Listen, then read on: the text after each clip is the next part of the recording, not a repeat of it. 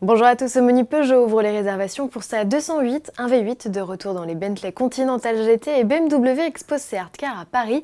Avant cela, une nouveauté Auto Plus sur Facebook.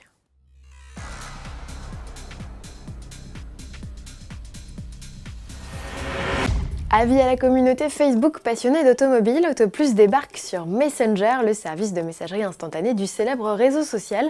Pour démarrer l'expérience, cliquez sur Envoyer un message. Paramétrez ensuite notre bot, notre gentil robot, pour recevoir quotidiennement, selon vos envies, nos actus, essais vidéo ou encore JT. À vous de jouer! Peugeot parle déjà des tarifs de sa 208, pas d'achat comptant possible avant le mois de juin pour la deuxième génération de la citadine.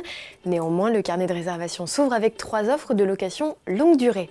Le principe, vous n'êtes pas propriétaire du véhicule, vous en jouissez pendant 48 mois, 4 ans, et pendant cette période, vous ne devez pas excéder les 60 000 km parcourus, soit 15 000 km par an.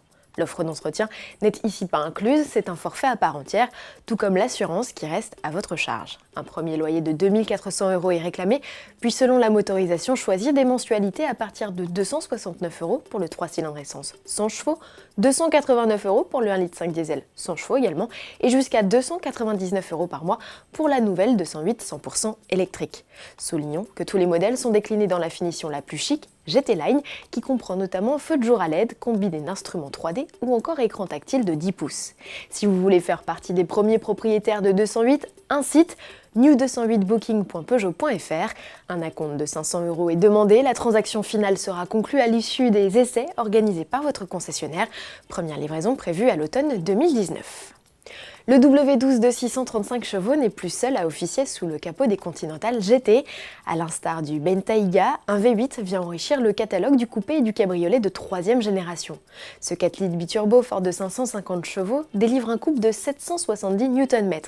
Il est associé à une boîte automatique à 8 rapports. Ainsi équipés, les modèles, toujours dotés de la transmission intégrale, réclament 4 secondes pour atteindre la barre des 100 km/h, soit 2 dixièmes de plus que les Continental GT W12.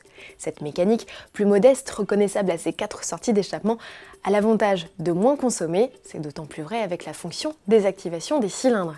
Disponibles dès l'été aux États-Unis, les Conti GT V8 sont prévus début 2020 en Europe. Pour finir, idée balade, si vous passez sur Paris d'ici au 5 avril, ne manquez pas de faire un tour au BMW Brand Store situé avenue Georges V, à 2 pas des Champs-Élysées.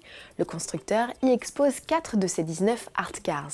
Le saviez-vous, cette mode d'offrir à un artiste une voiture de course comme toile est l'idée d'un Français, Hervé Poulain, ex-pilote, aujourd'hui commissaire-priseur au sein de la maison Arturial. L'histoire a commencé en 1975 lorsqu'il demande à Alexander Calder de colorer sa 3 litres CSL avec laquelle il allait participer aux 24 heures du Mans.